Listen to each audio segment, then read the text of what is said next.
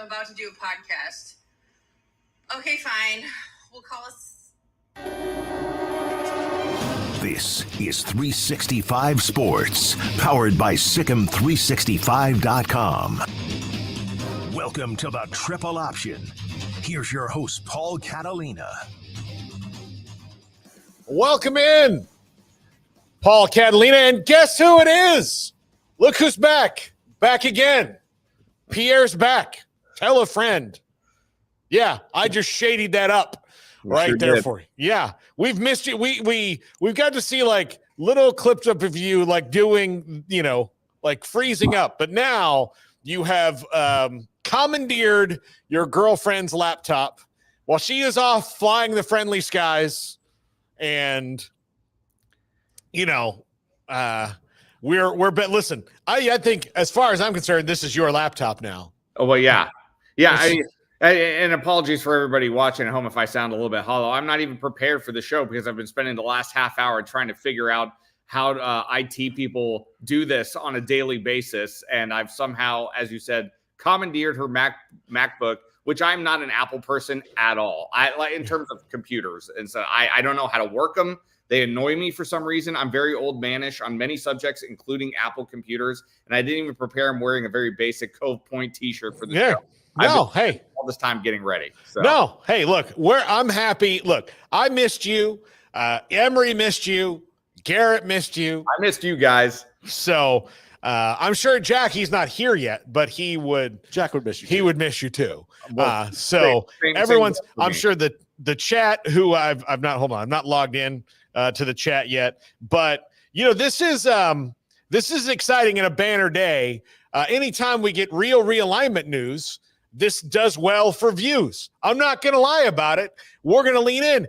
Our thing has always been about realignment. It has to be real or we don't touch it. Or if it's not real, we only touch it to. Is that me? No, that's me. Again, I'm not an Apple person. Trying to not on Do Not Disturb. But please, I'm going to text her right now. Say, stop texting me. I'm busy right now. You know what? This is a line to quote one of our favorite movies. Yeah, I'm busy. Yes, correct. Very correct. Yeah. So actually, you know what's funny? I just realized that the dings are from me because I'm texting her, which is going to her computer. So that's me interrupting the show. I just realized that right now. Because I just texted her, stop texting me. Oh, wait, I'm the idiot. That's the problem. Yeah, you can. I mean, I don't want to walk you through it, but you can just close the messages app on the bottom too. But I don't know if you know how to do that. I'm looking for that. I'll do that. I'll do that when Garrett eventually takes over for me here in a second. So, but look, we have real realignment news today. The Pac-12 is 4 stronger, and that they've added Boise State, Colorado State, San Diego State, and who am I leaving out? You said Colorado State, right? Fresno State. Lots of states. Your alma mater, San Jose State, I think is in the. I mean, I think they're in the possibilities here. Now, not to get anybody too excited, I'm glad for them, but it's not. I don't know if it's going to work out how they think it is. I think that they think when they get back to 8 teams, they'll get their playoff spot back. And I don't know that that's going to happen.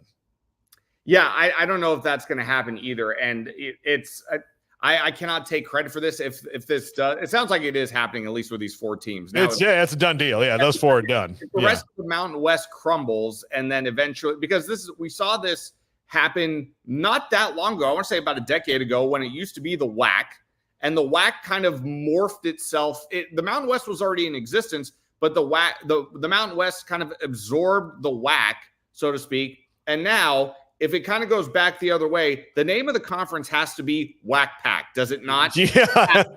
It has to.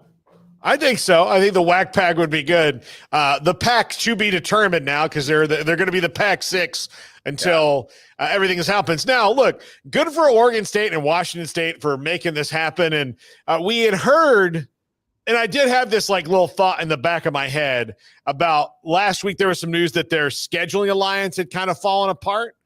And when that happened, I thought, I wonder like what would do that. Now, the absolute realignment pornographers and liars that are in this space came up like, oh, it's because they're joining the ACC or the Big 12's finally come around. I'm like, it's been over a year, man. Like, look, if they haven't asked you to the prom yet, they're not asking you to the prom. And Oregon State and Wazoo knew this. They knew that. So there's no reason for them to like, I'm sure they had their phone lines open if they got a call from the ACC or the Big 12, but that call was not coming. And, so to that point, I wondered like, oh, maybe there's something else they've got cooking here. Well, the reason they didn't have a scheduling alliance worked out was they were about to mess up the Mountain West schedule anyway. So that's why they had clearly gotten down to a point where their money that they got from the other Pac-10 schools, the money that, some of the money that the Mountain West will now keep from those outgoing schools will pay for a large chunk of the exit fee, and then the schools kind of have to come up with their own part of it. But now it's palatable for them to move. They've told them that they're going to move starting in 2026. So last year, ostensibly, the Mountain West is in the same kind of crisis point. So the question remains, who is next and where these dominoes fall. Now, where it gets interesting is, okay, if the Pac, whatever it's going to be, can get a guaranteed playoff spot, do you start, if you're especially the ACC and the Pac to be determined, do you start maybe negotiating things out a little bit different, going, okay, you guys can have back Cal and Stanford, and then we'll go get a Memphis or a UCF or USF to fill these holes so that when Florida State and Clemson inevitably leave, this makes more sense, and we don't have to do these things now where the ACC is talking about playing baseball series and softball series and volleyball games in Dallas because it's centrally located and they can have a reasonable travel schedule. We'll see, but I think the question isn't interesting in who's going. It's who's next, how do they fill it out, and how do the powers that be respond to this, and how does this set off more dominoes? Because, and look, I am for them getting a playoff spot, if only to guarantee that the Big Ten and SEC don't just get one because they're there. So I'm all for that, except again, not on the committee. And very interestingly enough, we do have the CFP chair on the show today, Rich Clark, and I'm going to ask him this question about like, okay, so now that the Pac's there trying to expand, does this change their automatic bid status for anyone, or is it just like, well, it's not the group of 5 anymore, it's the group of 6? Yeah, I mean, it's certainly going to be a very interesting I would love to hear that interview, by the way. I'll be tuning into that via live stream if my other computer works today. But my question now too is well, as it seems, like you said, it seems inevitable that Florida State and Clemson are going to be bolting the ACC. Does it seem inevitable at this point now that we are witnessing the collapse of the Mountain West Conference? I mean, is that just going to be the first domino of what will now be a defunct conference, not this year, but maybe in the beginning of 2026 and 2027? And then we're going through this whole process once more with another conference in terms of, okay, well, what happens to the leftovers? You mentioned my alma mater, San Jose State is in there, Air Force, San Diego State, Nevada. There's some schools that have pretty good programs in there that are, while albeit not Pac-12 powers of past. I mean, but if this forms the new Pac-12, I don't know what the Pac-12 or the Pac whatever, I don't know if they're going to want those schools, how they're going to want to bring in those schools. I love your idea. I saw your tweet earlier today. I love the idea of giving Cal and Stanford back to the Pac-12. I would think that would be a home run move for, by all accounts. I would give the ACC a lot of brownie points for me for making a move like that, because they just belong on the West Coast. It's just the way it is. It doesn't make any sense for Cal and Stanford to be playing games on the East Coast. No, it absolutely doesn't. And no one, I promise you, in the ACC, just like no one at Cal or Stanford is like, ooh, Duke. You know, like they're not happy about that. Right. Well, random question. Would y'all, I mean, if you're Washington State and Oregon State, Cal and Stanford essentially told you to screw off like everybody else. So why would you willingly bring them in? Like, make them do that travel. Yeah, I would out of spite. Maybe. And look, maybe that happens. Maybe Cal and Stanford are so invested in this that they don't, because again, Cal and Stanford are only going to go back if there's a playoff spot guaranteed. Their ACC thing comes with a playoff guarantee.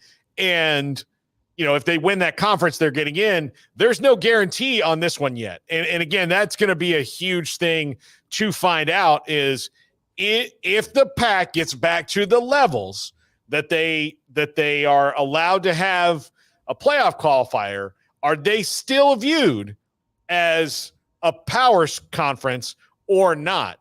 Because I think it was pretty much told to them last year when they argued this, and they kind of held up the playoff agreement for a minute because they could, you know, and wanted to see this. But it was more like, you guys can't just call yourself a power conference. Like, you were that because you had USC and Washington and Oregon and Stanford and Cal and everybody else. Those 10 schools all left you for different conferences. So you can't just say, well, we're a power conference still. You are not what you were. So if you add teams, you can't just say like, oh, Boise State's a power team now. Even though if there's anybody in America who's earned that, it's Boise freaking State. But the powers that be don't want to, like, they expanded the playoff not to get more other people in. They expanded the playoff to get more of their people in. So there's no altruism when it comes to this. There's nobody sitting, you know, in Atlanta at the SEC offices, or in Charlotte at the ACC offices, or Chicago, the Big Ten, or in Dallas, the Big 12, going, you know what? Look at those damn little scrappers. Got to give them credit. You know what? Come on aboard, guys. Automatic bid. Congratulations. You know, like it's, you know, it's like they think they're playing Super Mario Brothers and they're going to defeat the dragon. And then once they do, like, that's it. But I do think that they might be sitting there going like, all right, we beat the dragon. They're like, well, good job. That's not the game anymore. No, couldn't agree more. Could not agree more. I mean, could you imagine if, you know, you had a team like Fresno State that suddenly gets an automatic bid, and everybody around the country is going, where the heck is Fresno, California? As being a native Californian, by the way, now I don't mind going on record saying we don't really brag about Fresno. It's not the greatest of all places in the world, but I couldn't agree with you more. To Garrett's question, here's my, if you put my commissioner's hat on, this is what I would do. Why don't we settle it on the field? How about we have a grudge match of one game, winner gets in the conference, the loser is left out in the cold. Now that would be I'm down. Solution, and that would draw you some ratings, pay-per-view style fight ratings, I would think. Let's do something like that. Yeah, there we go. Let's play ourselves in. That's almost like the relegation model that we keep hearing about. That probably will never happen, right? Not like sports. Not in college. The problem with the relegation model is they have to find a way to make it work so that everybody can be in the money thing that they have right now, make more money.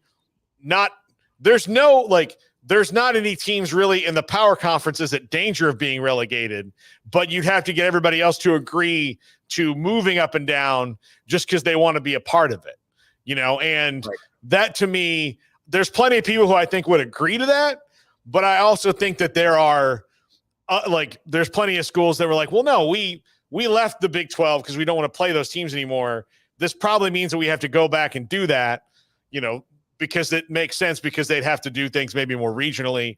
And that's just, it's a cool thing. And I would kind of be entertained to see it because I do I have gotten a little bit hooked on, relegation in English soccer, like all that is pretty exciting and interesting. And, the fact that, they do it like it is the most thing, like it is college sports-esque there where, there's these little towns that have football clubs and they play each other and they can move up and they can do these things. And maybe one day, Wrexham can go beat Man United. Right. But that's, and that's kind of like college where like maybe one day, Fresno State can go beat Alabama in a playoff game and they can be there, but it's just not the way we work in American sports. Like we like playoffs. Playoffs are bad things in soccer. I remember hearing like the first time I learned about it, like I was in high school or whatever, and my uncle was living in England, and he was like, "Oh yeah, this is the last game of the season." I was like, "Oh, of the regular season?" Like, no, of the season. I was like, he was living in Reading, and he's like, "Oh, if Reading wins this, like they get to move up the table." And I was like, "The what?"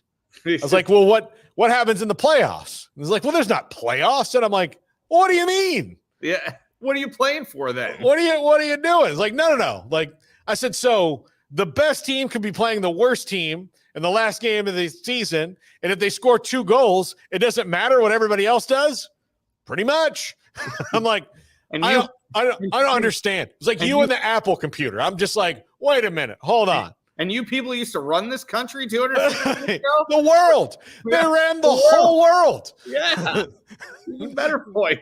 They were everywhere. They were everywhere. Yep. Just slinging tea left and right in the East Indies, and like they don't even have a playoff format in soccer. What's going on here? Come on. No, maybe that's because they were so imperialistic. They're like, look, if you're nice to the king, he'll move you up. He'll move up the thing. Like these will be his favorite colonies. Like he's big on India right now. Like, down a little bit on America. You want to talk conference realignment. You just start with the imperialistic nature of the English Empire. I mean, just like, I think they occupied Egypt at one point too. And I was just like, well, how is that going to work? I mean, their teams aren't even in the same time zone. That doesn't make any sense. Yeah, no.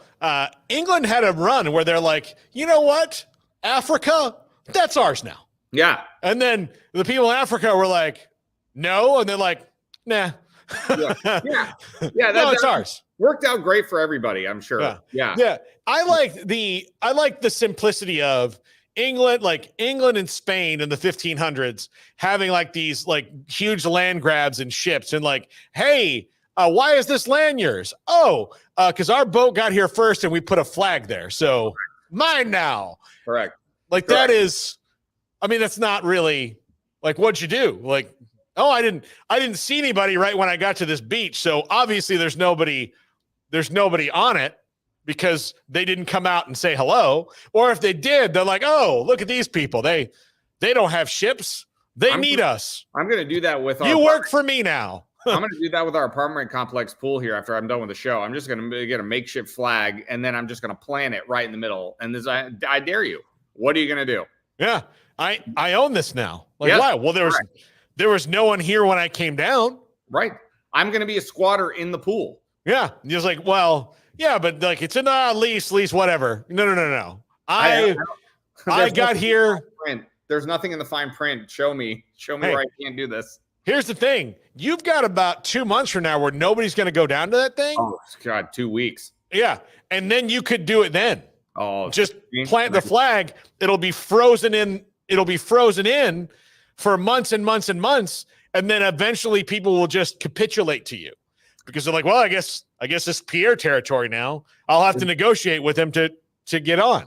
You are my idea man. That's what I tell everybody. He's the idea. He's the brains behind the operation. 100%. Yeah. There you go.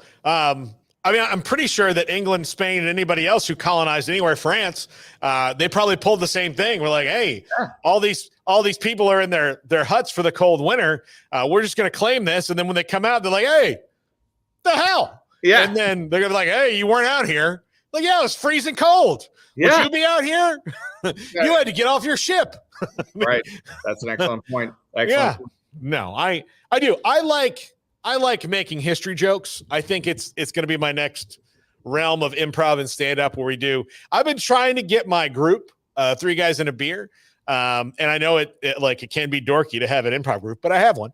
And I've been trying to get us to do more let's do a history themed improv where we just take a period of history and just do improv with it, like colonial America, let's go, Revolutionary War, do it. I don't think there is as many history buffs in my group as me. So I have to tell you, I watched Band of Brothers for the first time, probably just a couple of years ago. And I know that came on almost 20 years ago or something like that. Yeah. I was in college. Yeah. So I as I'm watching it and I'm watching them, do all the hand signals and stuff, I was like, there has to be a joke somewhere in here of baseball hands stealing, like in World War II, and there's a joke in here somewhere. Oh yeah. What does this mean when, is Hitler crossing the border? What is that? Like, there's a joke in there somewhere. The American, look, they, you've seen movies like U-571 or knew about the U-boats. We had U-boats. We stole the coding machines. There's several different films and books about all of it. Gary, I know you've read some. Oh, yeah. It's one of the more fascinating parts of World War II. I'm sure there's a guy out there. They had a bunch of Major League Baseball players, like Yogi Berra was there, Ted Williams, all that, all these Major League Baseball players. I think that would be like a funny spoof of a movie to pick a baseball player that God, who was the guy? It was Paul Rudd was in it, and it was the catcher was a spy. Golly, and it's a really good book. It's a really good book. It's a really good movie, but it was about, his name was Mo something, and he was a catcher for the Dodgers, I want to say, and he was a spy in World War II, and a damn good one too. And then he got out and was like, all right, back to it. Yeah.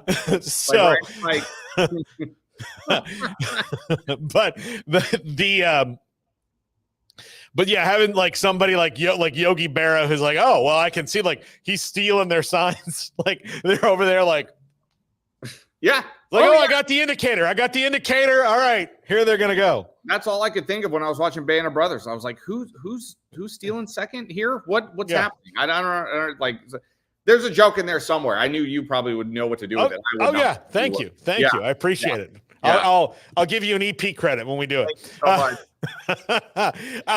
No, but when we come back, let's pivot off of realignment for a second and talk about. I want your thoughts on some of the things going on in college football that we haven't gotten from you. I'll just throw them out randomly at you, but we'll start with an easy one so you can think about here in the next minute or so. Colorado. Just ponder that for a minute because I know you have thoughts. And then I'm going to rapid fire you maybe through the Big Ten a little bit. And then we'll wrap this up with maybe some more realignment bingo that we can play about schools that if I was the pack that I would take. We'll do that coming up next. This is 365 Sports.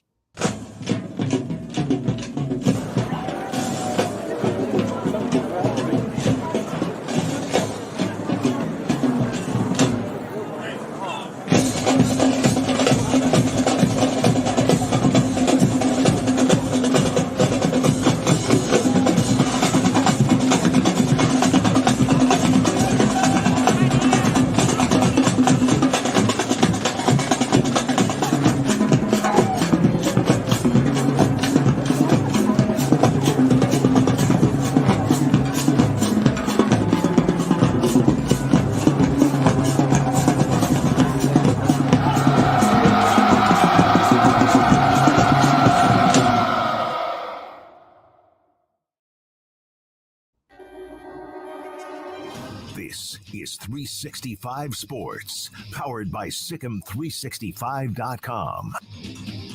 Welcome to the Triple Option. Here's your host, Paul Catalina. By the way, I had that wrong on where Mo Berg, who was the subject of the catcher was a spy. He's a former Red Sox catcher. So Right. Yeah. By the way, in this movie, I'm just going to tell you, here's the cast. It's Paul Rudd, Mark Strong, Sienna Miller, Jeff Daniels, Guy Pearce, and Paul Giamatti. So, I mean, that's a tour. That's a tour de force right there. That's a good crew. Yeah. No, it came out in 2018. It's a good movie. It kind of makes me like I want to go back and watch it again, because he was a spy. So, like catchers are supposed to be the smart ones. Like, they know everything. Catchers, offensive linemen, and I'll just tell you, producers are all smarter than the other talent.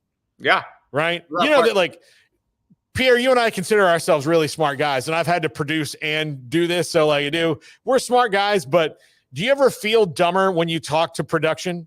Oh, not only do I feel dumber talking to production, I have actually been actively thinking in my mind over the past, I would say year to year and a half. I've been asking myself this question in my head. Am I getting dumber? Like, because I feel like I'm forgetting things. Things are not coming to the tip of my tongue as quickly as they used to. Like, yeah, that's it right there. That's what happened earlier this year. I'm sure it's only going to go down. I can't imagine it getting any better unless maybe I get back on my Sudoku daily puzzles. Yeah, sharpen the old brain. Look, I do a lot of things I do the immaculate grid every morning, just like when I wake up, just to get my brain going. Yeah. Which, have you done the immaculate grid? I have not. No. Oh yeah, you'll love it. It's baseball. Like they have it for every sport, but like it started with baseball, so it's a 9-box grid, and you have to, like, if somebody played for the Braves and the Rangers, and then the other one would be like the Braves and the Brewers, and then had 2,000 hits in a season. Oh yeah. I like this. Oh, I got to start doing this. Oh yeah. Yeah. You'll say, forget about Sudoku, Oh yeah. You'll start thinking about, where did Scott Radinsky play in 94? Like those kind of things like that. I'm not going to remember, and it's going to bug me the rest of the day. And in the middle of the broadcast, I'm going to say White Sox. That's who it was. Just like right in the middle of my Vikings highlights, and everybody think I'll be going insane. But yeah. I'm going to text it to you right now. Fantastic. That way you have it, and you can go back and do old ones too. I'm absolutely going to be doing this. I wanted to point out something really quick before we shift over to talking about Colorado, like you mentioned before the break, because I haven't been able to be with you guys over the last couple of weeks. I remember you and I had a conversation. I don't even know if it made it on air when we last talked 2 or 3 weeks ago, but you asked me who I thought was one of the more overrated teams going into college football. And I'd like to say I did point out Notre Dame. That's all I have to say about that. You did say Notre Dame. You absolutely did. And they went and lost to NIU. We had their coach on the show earlier this week, and we weren't unique to that. He did 12 interviews that day. We were just lucky enough to be one of the 12. Good friends with PJ Fleck as well. He's an old buddy of PJ Fleck's. Yeah, good deal. I got to say, like, because of you, PJ Fleck is growing on me. Because you told me he was like, I kind of thought he had this like Tony Robbins quality to him. Like, yeah, I've called him the human cat poster. Right. But now that like I know somebody who I trust that knows him, I'm like maybe I've melted a little bit to that. There's still an element of that to him. That's absolutely part of his persona and personality. But as I've gotten to know him a little bit better over the past 3 years, I have no qualms with PJ Fleck. I know he's not for everybody. We've kind of talked about this before. I know he's not for everybody. I get it. But his job is not appealed to people like me and you. His job is to get his players to play as hard as they possibly can. For him, the players do great. They graduate. They stay out of trouble. I cannot sit here and criticize the way PJ Fleck runs his program, other than the fact that they play in a conference that is not really suited for them right now. And it's only going to get worse. But, that's kind of out of my control. Yeah, absolutely. Okay, we're going to play the rapid fire game with Pierre. We're going to start out with Colorado. Your thoughts on Colorado? Not ready for prime time. Mm-hmm. Not ready for prime time. They have athletes. There's no question about it. I mean, there's no question that they have athletes. There's no question that I despite the dictatorship that is going on over in Boulder with Deion Sanders when it comes to the relationship between him and the media, there's no question that I personally, from an outsider's point of view, love the mentality that he brings to the team and to get them to try to buy in. It's only year 2 of the program. I think if it wasn't Deion Sanders, if it was Joe Smith, just some coach that was just hired off of somebody else's coaching tree, I think we would all be sitting here saying, well, it's only 2 games into year 2. they've had some pretty good non-conference opponents. I think there's a little bit of a grace period here that's going to be going on with whoever else the coach might be. I think that same grace period needs to be extended to Deion Sanders, but of course he doesn't do himself any favors with the way he conducts himself in the media press conferences and the way he wants to throw people out and not answer questions. And, he wants all the bravado that he brings is not living up to the billing. Is it not? It's just not right now. It's not. And on the Go for pregame show, I got two guys on the show with me. We do our out of town segment of what games are coming up on Saturday. And Ron Johnson, my analyst, God bless him, he said, no, I think Colorado's going to win this game. And I looked at him I said, I think Nebraska's going to win this game, and I don't think it's going to be close. So that turned out what it turned out to be. And, right now it seems like they're a little bit stuck in the mud. Yeah. Yeah, absolutely. All right. Let's see. Oregon. Oh, yeah, that's a good one. That's okay. Now I have to tell on myself here. Like I kind of bragged about calling Notre Dame out as one of the more overrated teams going into the season. I actually was all on board with Oregon. I didn't watch the whole game. I watched the second half against Boise State. And I'm sitting here thinking to myself, the Idaho game, I was like, okay, first game, maybe it wakes them up a little bit. Okay. Boise State's no slouch, make no mistake about it, but that's a game that Oregon should probably win by at least 10 to 14 points. My red flag is up. I have a red flag up with Oregon right now for 100%. Yeah. Okay. I haven't talked to you in a couple weeks. Let's talk about my guys, Florida State. Oh boy. I listen, if you and I have been, we are far in terms of distance between each other. We've been far in terms of shows we've done together over the last month. You are not far from thought though, my friend. I tell you what, when I was watching what took place, I have to be honest, I didn't even watch the Boston College game, but I did watch the opener. I did watch the opener. And I was like, ooh, Paul's not going to be happy with this. Abandoned ship. That's kind of what comes to mind right now with this. Abandoned ship. This is all the makings of a complete disaster. And it's kind of like, oh boy, this is falling apart in a hurry. Yeah. They need to beat Memphis this week in the worst way, and I thought they were going to roll into Memphis 2-0, and then this was the trap game. No. This turns from a trap game into maybe it's a trap game for Memphis now. Like that Memphis is better right now than Florida State is. Maybe it's a trap game for Memphis. I got to hope that it's a trap game for goddamn Memphis. That's what I have to hope. And, I'm not knocking Memphis. Best of luck to them. Yeah. Just every week, but this week. You know what? 11-1 Memphis, knock yourself out. But this better be the one. Otherwise, I've got to go see Florida State in 2 weeks. They're playing SMU, a team also surprisingly disappointing early in the year. So it's given me a little bit of relief, but nothing. It's week to week now. Although I am starting to think we will have to start viewing college football like we do the NFL, where we don't have to look at things in 5-year patches or 10-year patches, where it's going to be good 2 and 3 year runs. And then you're going to have to, reboot. It's becoming the pro sports model. So if I look at it that way, it'll be a lot easier for me to deal with. Well, okay, maybe this year's a lost year, but that doesn't mean that it's going to take them 10 years to get back. It's different now, and feels more like a Major League Baseball model in a sense. I mean, until when you were talking about farms outside of the Yankees, of course, who just buy everybody. But I mean, when you talk about farm systems and guys who might get hurt and guys who just move on, it feels a little bit like a baseball model to me. Yeah. I mean, you just got to all right, not the year. Well, next year can be fine. I think it'll take us 20 years to feel that way, but that's how I feel about the NFL. You're a Dolphins fan. At every point during the year, there's a point where you're like, well, it's not this year. Yeah. That's called fun. And then you move on to next year, and then so on and so on. But you don't think until you've been in it for, it's been 50 years plus since they won the Super Bowl.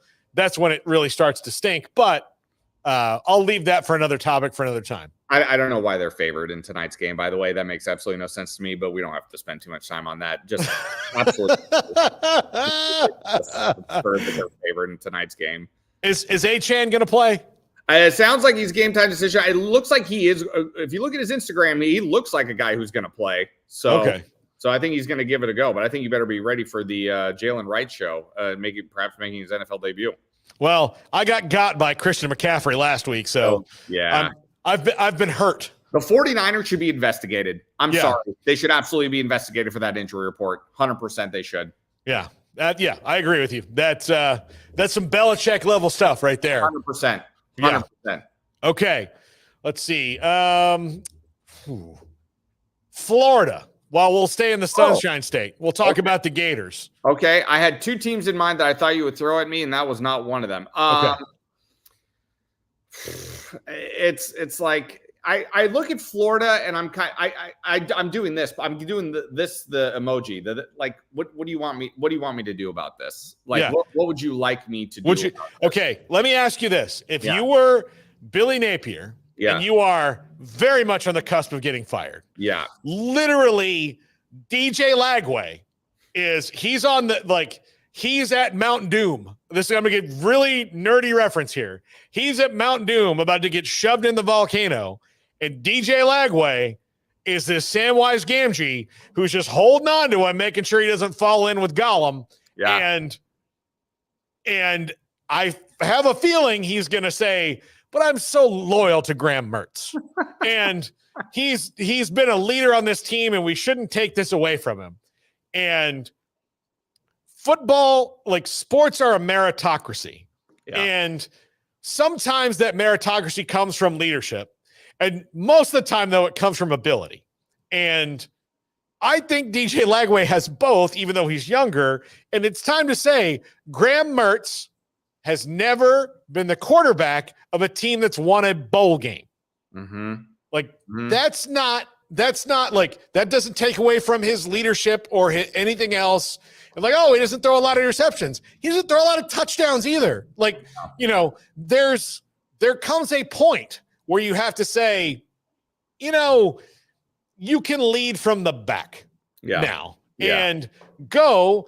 But I have a feeling that Billy Napier is stuck in his ways enough where he's going to do this thing where he rotates them, and Florida's going to score some touchdowns. Like DJ Lagway's, I don't even know if Graham Mertz is out of the protocol this week against A&M, but DJ Lagway is going to play against A&M. If DJ wins the game against A&M, Graham Mertz should never see the field again. I don't think that's going to happen because I think Billy's a little stubborn, and that's what's going to get him fired. Well, that's what I was going to say too. Right on the heels of that is, I don't know how you don't recognize that that's the situation. If you're Billy, if you're Billy right now, you have to recognize the situation for what it is, knowing that every win you get is one step closer to perhaps saving your job. I mean, it's no joke at this point for him. It is no joke. It's DEFCON 3 for Billy Napier, his job status in Florida, and for him to not recognize that and not do something about it at this point would astonish me to no end. Garrett's the kind of resident recruiting guy for the triple option, although he's a little out of that world now, but he's been on the recruiting trail. DJ Lagway, every single program in Texas is furious that he went to Gainesville. Not because, two of them could lose to him. When you're talking about A&M in Texas. But the belief in this state, and from having been here, is if you have the best of anything, and he was the best quarterback in Texas last year, and there are some really good ones that are at other places, but best quarterback in Texas, if you have the best of anything in Texas, the best quarterback, the best offensive lineman, best running back, everybody is even though unhappy if they go to a rival, at least the coaches wrap their head around, well, at least they're here. They want to be here in Texas where things make sense to us. But when this happens, and it happens way more than they want to admit historically over the last 50 years, where the schools from the Southeast just go, womp, womp, womp, womp, womp. We got them, and it drove especially A&M nuts. Texas, not so much because they're loaded for bear, but A&M, I think, thought for sure that he is going to do that. Not only did it drive A&M nuts, I'll tell you another one it's driving nuts is right down the street from here in Baylor, because his dad played there, and they thought maybe he's grown up loving Baylor just like his dad. Guess what? No. He might have loved him, but not that much. And he went to Florida, and he's the great hope there. He's the great hope. Trail. Yeah. And he's one of the better, like, if you were to grade the top 2 quarterbacks in the country last year, it's him and Dylan Raiola. Dylan Raiola is starting and winning, and DJ Lagway's right there with him. Now, I know that you have, like, coaches have this old thing about true freshman quarterbacks, but sometimes, man, if you're given this kind of gift where a guy walks in the door ahead of most true freshmen, like Matt Rule thought about for a second getting a Kyle McCord or somebody in there to help bridge the gap for Dylan Raiola, then started watching Dylan Raiola play, and he's like, you know what? Not messing with it. I'm like, let's go. Let's see how this works out. And Florida might need to they'll be more successful this year if DJ Lagway plays than if he doesn't. Now, does that save Billy Napier's job? Maybe not necessarily, because their schedule's a bear, but I mean, I don't know how many games Graham Mertz has to play before Billy Napier realizes who he is. Right. Yeah. No, I completely agree with absolutely everything you said.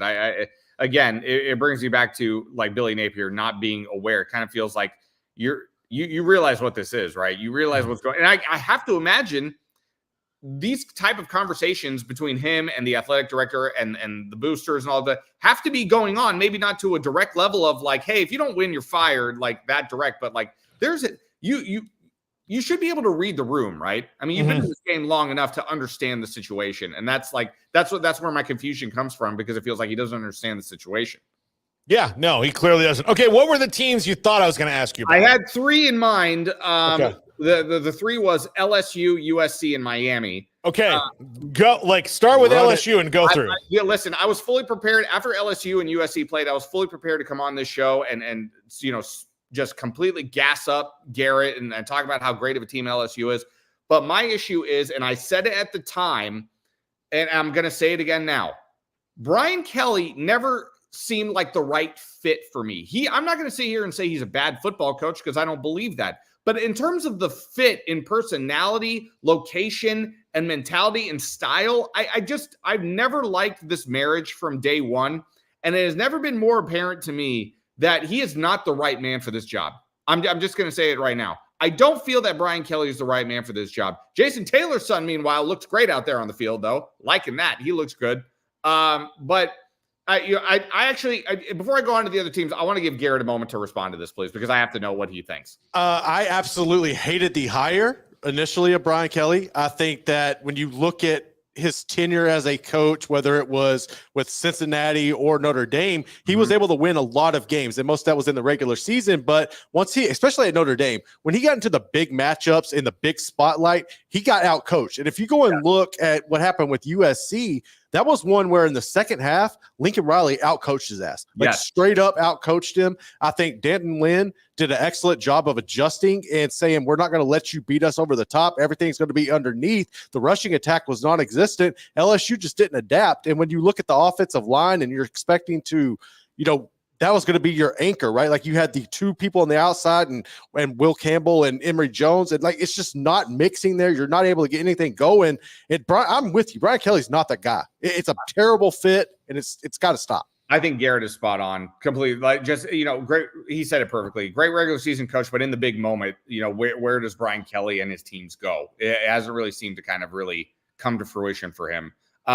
With Miami, all I'm going to say, because I know you don't want me to go on long about Miami, and I won't. No, go ahead. Well, dare I say, is this a situation? Because, being a big basketball fan that I am, I always hear that when the Knicks are good, that's good for basketball, and I always roll my eyes. But in a way, I kind of be like, when Miami is good and they have a little bit of the swagger back, is that good for college football? I'm kind of a believer a little bit in that, and I'm excited to see them go. I'll save this one for last, because this probably hurts me personally, because as I went to San Jose State, we all knew that you can't spell suck without USC. But I have to Lincoln Riley, he took a lot of flack in the offseason, didn't he, Paul? He took a lot of flack in the offseason. I think, deservedly so, especially defensively, with the way his team's performed over the last year or two. And just another situation where this team and this program hasn't risen to the occasion of where everybody thought that they would be. They have now done that. They did that against LSU. they're sitting pretty at 2-0 right now. I mean, it's pretty as you can be, I guess, at 2-0. But I think the win against LSU showed me a little bit. And I'm not saying I'm fully ready to buy in yet, but I'm a lot closer. I'm a lot closer than what I was 3 weeks ago. I can tell you that right now. So I think Lincoln Riley should, for as much criticism as he's gotten over during the offseason by losers like Paul Feinbaum, I think the flowers need to be given just a little bit. We're still way too early, and there's a long road to go. But I think Lincoln Riley should be getting some credit right now for the way he's coaching this team. Yeah, no, I like it finally. Like sometimes, and I'm sure somebody at USC that was like, "Hey, you want more money for NIL? You want more money for this? You got to tell your buddy Alex Grinch to go." Yeah. And here's the thing: he took Alex Grinch with him from Oklahoma.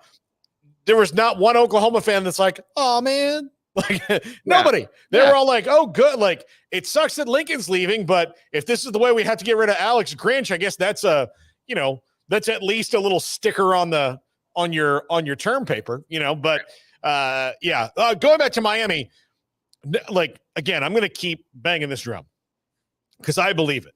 I want Florida State, Florida, and Miami to all be good again at the same time because it was more fun when they were.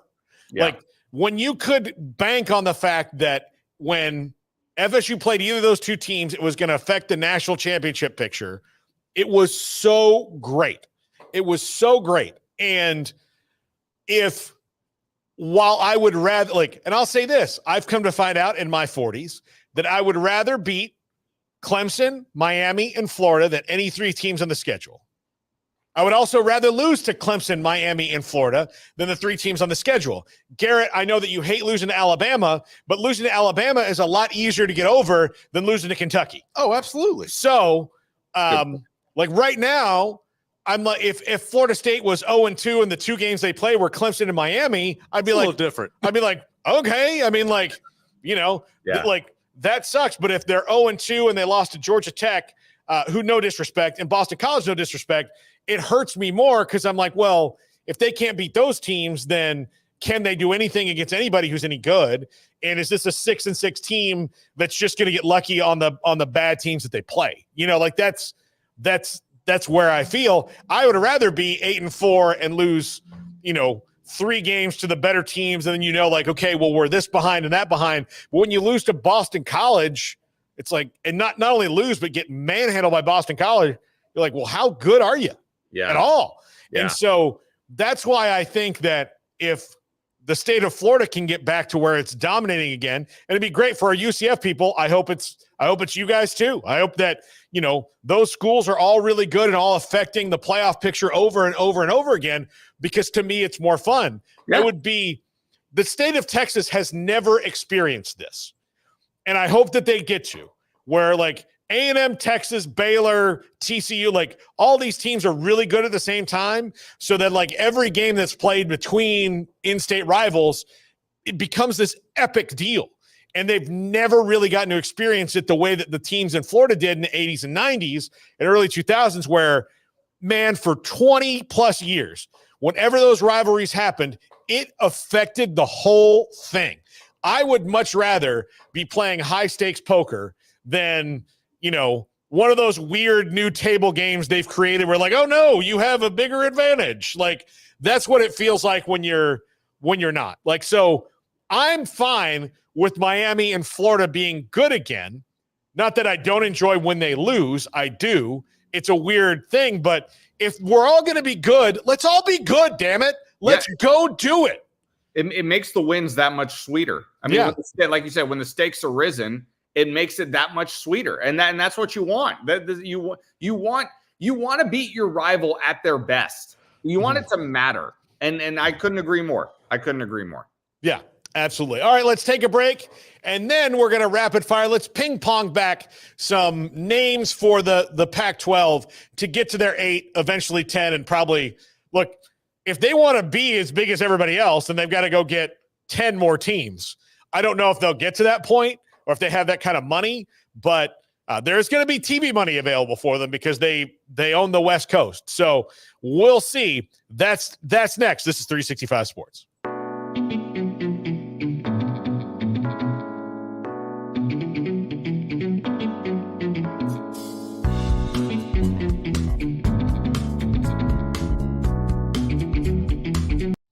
Fantasy Sports EVO, the next evolution of daily fantasy sports. Tired of traditional fantasy sports where you spend hours upon hours studying individual players? EVO's unique team-based platform makes it easier than ever for all sports fans to play. No need to know individual players. Just choose your contest, select your teams, and enjoy the game. Whether you access our website from a desktop, mobile device, or the app, the experience is the same. EVO is for all sports fans. Join Fantasy Sports EVO and experience the evolution. This is 365 Sports, powered by Sikkim365.com. Welcome to the Triple Option. Here's your host, Paul Catalina. Okay. Pierre and I are going to ping pong. This is ping pong with Paul and Pierre. That sounds fan. That sounds like a set. We just made up a segment just now. I think it's going to be carry over. Guess what? Every Thursday, ping pong with Paul and Pierre. Yeah. Or ping pong with Pierre and Paul probably sounds a little bit better because it's the alliteration works a little bit better. Well, I'll let the sponsor decide. How about that? Yeah. Yeah. Ping pong played by Paul and Pierre. There it is. There we go. Yeah. Ping pong played by Paul and Pierre. Say that 3 times fast. I like that. Yeah. Or ping pong played by Pierre and Paul. There we go. Ping pong played by Pierre and Paul. I'm going to get our voice guy to do that. And like the thing is, I'll have him say it like 4 or 5 times. Yeah. That's going to sound great. Yeah. I'll have to call him and be like, hey, Jim, okay, here's what I need you to do. I need you to say it and say it again and then get frustrated, like as you have to keep saying it. So you got to play that audio too, like the outtakes. I mean, we all love watching outtakes on TV shows. That's an outtake I would love to hear as he's reporting that. But by the way, our voice talent is the best in the country. And I want to say that to Jim and John Cutler, who do all of our voiceovers and have for me for years wherever I've been working. I love them. They're great. They're very nice people. And they're Red Sox fans. So, we're all, they live in New York and they're Red Sox fans. So, enemy territory. Love okay. it. I'm going to start with here's how we'll do it. I'm going to say a team and then we'll both respond to it. Then you say a team and we'll both respond to it back and forth for the next 9 minutes. Okay. Or until we decide to end it, until we run out of things. So I'm going to start off. First ping pong will be UNLV to the Pac-12. That's the first one I would go get because Las Vegas is exploding as a market. Yeah, that's actually that wasn't the first team off the top of my head. The first team off the top of my San Diego State, I think. Okay, still has. They're in it already. Are they? Wait, yeah, they're in. They're in it. Wait a minute. What are we? San Diego, the teams that are the next. They were in there already. Oh, I missed that. Okay, yeah. So San Diego, Fresno. Okay, Colorado. Got it. Boise. I've thought for some reason they were on the outside looking in, which explains what a great answer that was in the first place. They were thinking like me. Okay, so outside looking in right now, I say UNLV, Las Vegas exploding as a market. That's where am I going here then? I'm reluctantly.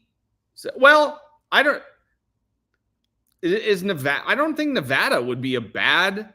No, I wouldn't. I don't think so. I think Nevada would be. I mean, you mentioned SMU earlier in the show. I mean, they were lucky to escape victory in Reno just a couple of weeks ago. Yeah, I think Nevada would be a pretty decent get. I mean, it's another market that's like the college town is it's college town. I mean, the team is the big ticket in sports. So I would go Nevada.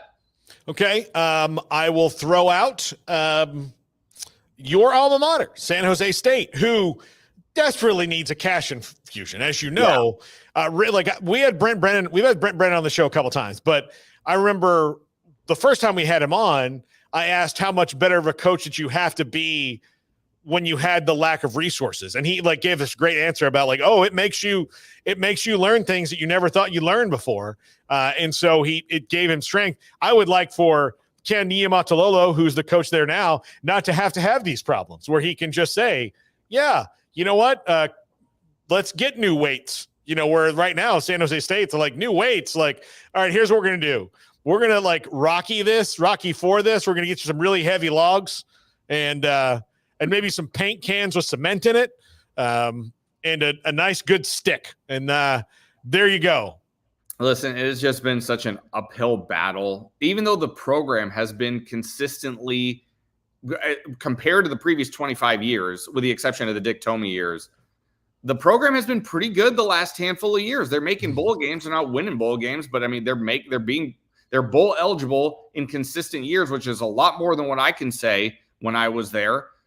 So I just wish the fan base was just a little more involved. Mm-hmm. The stadium got a little bit of a redesign. It doesn't hold as many people as it used to, which is probably not a bad thing. But I think that's a program that I think that they could do, I don't know about well, but I think it's a program that should be at least offered an invitation into the conference. Yes. Yeah. Okay. One team for me that I would say, I think, and I hate to this is why I'm kind of like, well, is this just going to turn into Mountain West 2.0? But I mean, Air Force, I think, is a team, especially football wise. Air Force is a team that has had some great athletes come through. They run a pretty good program. I mean, proximity wise, they're pretty close. I think Air Force probably should get a look. Yeah, no, I mean, I think that's one of the teams that's been mentioned. They're playing here. I'm sure they're getting in a plane today to come down here. As a matter of fact, talked to Troy Calhoun just a couple days ago. Smokey had a great interview with him. I'm one that I get why the Army and Navy. Army's no longer an independent. They're in with Navy now. They're in the conference. I want good things for the service academies.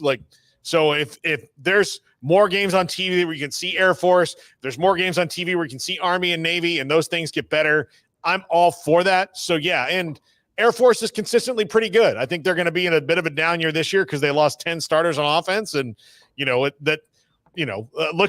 no further than Michigan or Washington to see that no matter how good you are, using 10 starters on any side of the ball, sucks.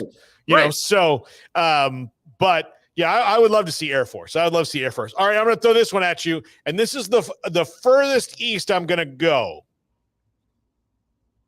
I'm going to say Memphis. Interesting. Okay.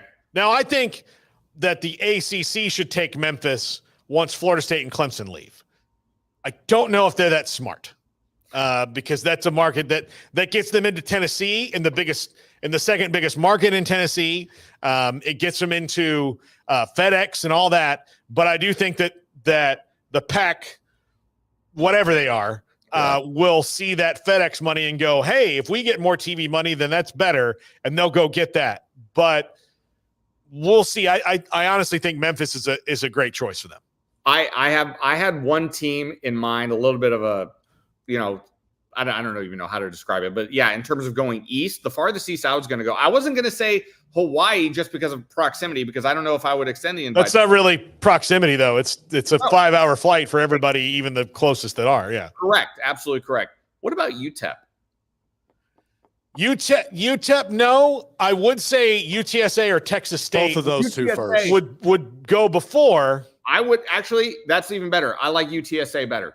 Yeah, UTSA is in San Antonio. Look, UTSA is in San Antonio. Texas State's in San Marcos. Right. It's San Marcos is Austin, San Antonio. So you get that whole kind of right in between. So that gets you into Texas. Especially if Texas State beats Arizona State tonight. Yeah. Then you got, So there you go. I would try to get into Texas if I could, and maybe that's the furthest east I go.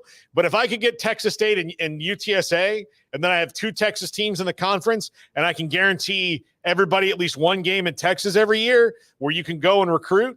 I don't think and I also don't think if you did that, if you just said, all right, if we are going to go get the next schools and leave Memphis out of it and leave Cal and Stanford out of it, because again, until the playoff thing is likely. But if we're going to get schools and create this better conference, now granted, all these schools just joined different, Texas State just kind of joined the Sun Belt, and UTSA just joined the American. So it might be problematic, but I would go get, some of those schools and say, yeah, UTSA, North Texas, Texas State, come in a package over here.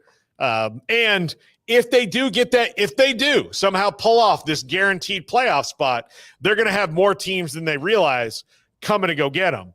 That's the biggest thing, where for right now, for Boise State, San Diego State, anybody else who joins Colorado State and Fresno State, what's the difference? Right. You actually have a better chance of getting into the playoff by doing this and joining up with Oregon State and Washington State. I think the new Pac-12 would only stand to gain by having one, at bare minimum, one team, if not two teams from Texas. 100%. I like UTSA better than UTEP for sure. If Texas State ends up being the team, I'm okay with that too. I'd prefer UTSA, but if Texas State is in there too, I'm not mad about it. Yeah, no, I think that is something that they need to consider. UTSA has a very growing fan base, and they've really adopted the team.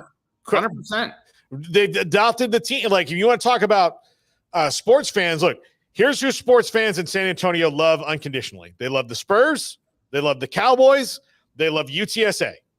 Yeah. And then, then there's your smattering of, I went to a different school in Texas and I live here, and fans of that, but they really do love UTSA. Like, they love them. And Paul, from a media market perspective, San Antonio is a top 35 market with a huge population that would do well in terms of numbers. I think that would be a home run get for the Pac-12. Yeah, no, I think so. I think so.